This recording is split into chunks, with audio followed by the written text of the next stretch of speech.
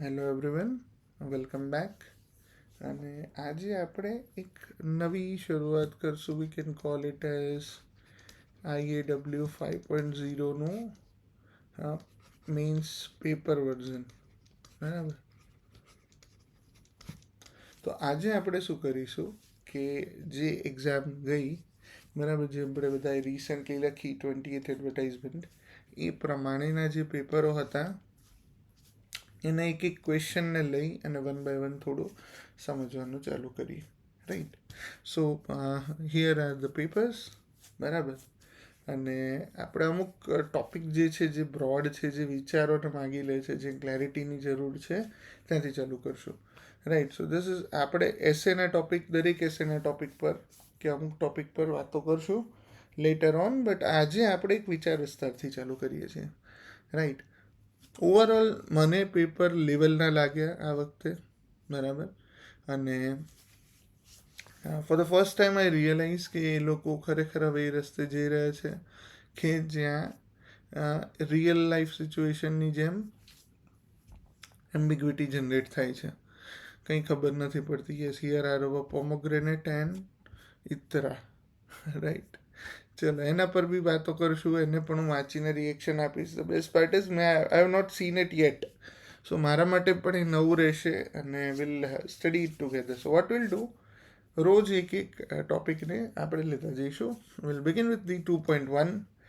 સાચું જ્ઞાન વિચારવાથી નથી મળતું, તમે જે છો તે એ છે, અને એ તે છે જે તમે બનો છો. રાઈટ.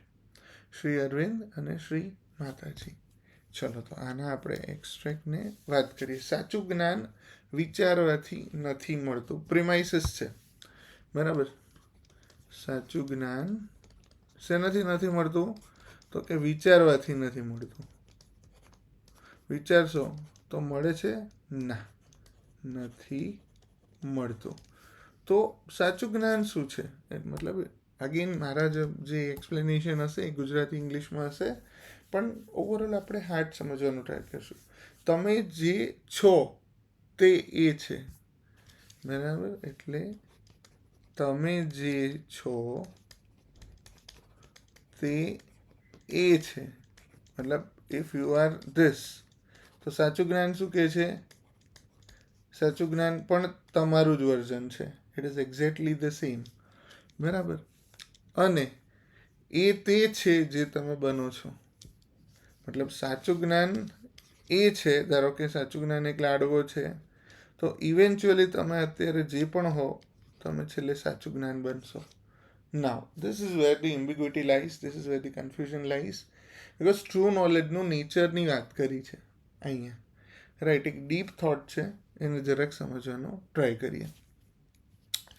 સાચું જ્ઞાન, ટ્રુ નોલેજ, બરાબર, શું છે? ઘણી વાર આપણને એવું લાગે ને કે કોઈ પણ વસ્તુ પર આપણે વિચારીશું. અગેન જો અહીંયા એક કવિના ઓપિનિયન છે, એક રાઇટરના ઓપિનિયન છે,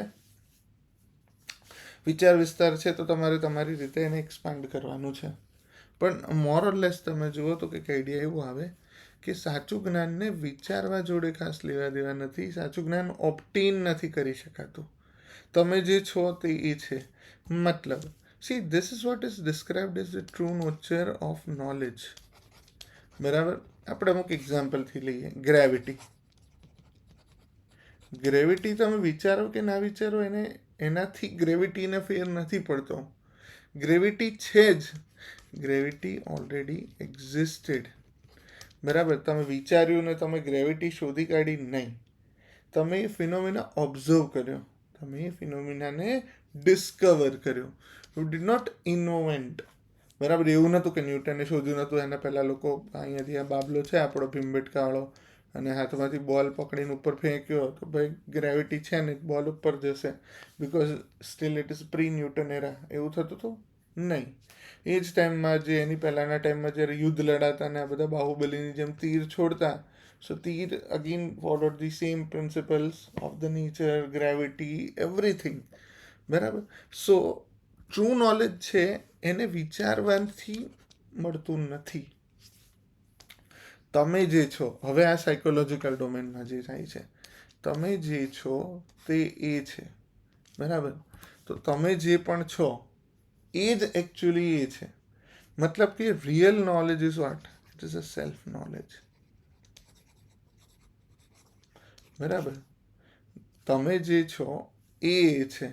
મતલબ આપણે નથી કહેતા કે આપણી અંદર હંમેશા એક સાઈડ હોય છે જે ખરેખર સાચી વસ્તુ, ટ્રુ નેચર, બરાબર, કે તમને ખબર પડી જાય. ફોર એક્ઝામ્પલ, તમે કંઈ ખોટું કરવા જાઓ કે તમે સાચું કરતા હો, in both the scenario you will get the signal before you do the things, before you do the actions. So that I think is about self knowledge. તમે જે છો તે એ છે. બરાબર? એટલે સેલ્ફ નોલેજ તમને જો આવી જાય ને તો તમને સાચું જ્ઞાન મળી ગયું. And this is again mysterious ways, કે ઘણીવાર આપણે એવું માનીએ. If you have read the book આલ્કેમિસ્ટની સ્ટોરી બી એ જ છે, રાઈટ? આખી જિંદગી જે ટ્રેઝરની તમે શોધ કરો, it might happen, it's within, right? Yesterday I have started a book, Power of Your Subconscious Mind, Power of Subconscious Mind by Joseph Murphy, and it is a wonderful book. બહુ જોરદાર findings છે, આપણે એના પર બી આગળ ચર્ચા કરશું. But it also again talks about the same. Power lies within. Conscious અને સબકોન્શિયસ લેવલની વાતો છે. So let's come back to our quote, કે તમે જે છો તે એ છે. બરાબર? એટલે તમારે સાચું નોલેજ મેળવવું છે તો ક્યાંય બહાર જવાની જરૂર નથી. Go within, sit with yourself, take a rest and identify. તમારે બીજું કશું કરવાની જરૂર નથી. And what it says further, એ તે છે જે તમે બનો છો. બરાબર? So this also describes the nature of change. એ તે છે જે તમે બનો છો. For example, I can recall myself. આ બધું છે ને સમજવું હોય ને તો અમુક એક્ઝામ્પલ્સ તમે લેશો ને તો ઇઝી થઈ જશે. તે એ છે જે તમે બનો છો. મતલબ maybe earlier I was maybe a kid હતો ને હું કંઈક અમુક ભૂલો કરતો હતો, હું મસ્તી કરતો હતો.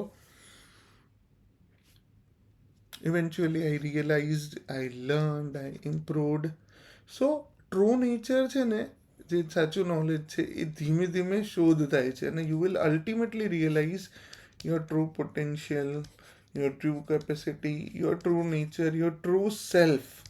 સો રાધર આ કોટના હિસાબે મારા ખ્યાલે સાચા જ્ઞાનને એક જર્ની તરીકે બતાવી છે. સાચું જ્ઞાન છે એ તમારી અંદર જ છે. So a person has to look within. અને એ જેમ જેમ જોતો જશે ને એમ એમ આપોઆપ એ બનતો જશે. અને એ શું બનશે? બીજું કંઈ નહીં બને, બટ જેવો એ ખરેખર છે. મતલબ true knowledge is nothing but the self discovery. બરાબર? એવું કંઈક કન્ક્લુઝન તમે કાઢી શકો. ઠીક છે? So this is right. Again તમે તમારા કન્ક્લુઝન્સ પર પહોંચી શકો. આ ક્વેશ્ચન્સ મેં જરાય પ્રીએમ્પ્ટ નથી કર્યો. અત્યારે મેં મારા જ ઓપિનિયન આપ્યા છે. If I would have been there in the exam, I would have written something on this line. And always remember one more thing about mains exam. Mains એક્ઝામમાં તમારા ઓપિનિયન્સની રિફાઇનમેન્ટ જોવાય છે, કે તમે કેટલી સ્પષ્ટતાથી પોતાના વિચારોને વ્યક્ત કરી શકો છો. બિકોઝ તમને ખબર છે આપણું famous experiment, if this is a blank screen and if I am doing this, there can be a 10,000 meaning or maybe billions of meaning કે મેં સ્ક્રીન પર શું કર્યું, right? So it is entirely your perspective. So always remember, મેઇન્સમાં એવું નથી હોતું કે આ સાચું છે ને આ ખોટું છે. It is rather how you have refined your answer. કઈ રીતે તમે એને જસ્ટિફાઈ કરો છો, કઈ રીતે તમે એને લોજિકલ અને રીઝન્ડ આર્ગ્યુમેન્ટ આપો છો. બરાબર? કારણ કે અલ્ટિમેટલી શું છે કે આપણે ગવર્મેન્ટ માટે કામ કરવાનું છે, અધિકારી બનવાનું છે. અને અધિકારી બનીને તમે જે ડિસિઝન લેશો એ હંમેશા સાચા હોય એવું જરૂરી નથી. But at the same time they should be not irrational, it should be logical, reasoned, fair, just. Right? So I think the paper has tried very well. બરાબર? રોજ આપણે થોડું થોડું જોતા જઈશું, પેપરની અંદર ડીપ ડાઈવ કરતા રહીશું અને ઇવેન્ચ્યુઅલી ફર્ધર ડિસ્કવર કરતા જઈશું. So we'll keep our recording till this point. Hopefully you have liked and enjoyed the session. So bye bye. Take care. Keep learning, keep enjoying.